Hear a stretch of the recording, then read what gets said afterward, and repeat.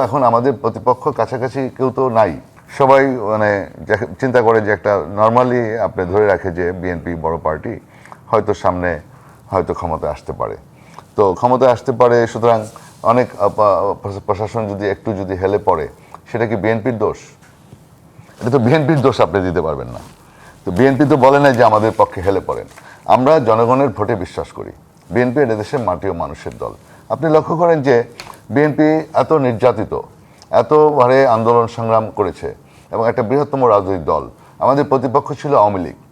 আওয়ামী লীগ তো এখন মাঠে নাই। আমরা তো এখন আমাদের প্রতিপক্ষ কাছাকাছি কেউ তো নাই। তো যাই হোক, সকল রাজনৈতিক দলের রাজনীতি করার অধিকার আছে, নির্বাচন করার অধিকার আছে। আমরা চাই সবাই মিলে নির্বাচন করব, একটা হেলদি ডেমোক্রেটিক অ্যাটমসফিয়ার তৈরি হবে, একটা কনজেনিয়াল অ্যাটমসফিয়ার তৈরি হবে এবং সেই পরিবেশে এদেশের জনগণ স্বতঃস্ফূর্তভাবে যাকে খুশি তাকে ভোট দিবে এবং সেই ভোটের রায় যেটা আসবে, যারা জিতবে তারাই সরকার গঠন করবে। এই প্রক্রিয়াটা তো চালু হতে হবে। 17 বছর তো এই প্রক্রিয়াটা ছিল না।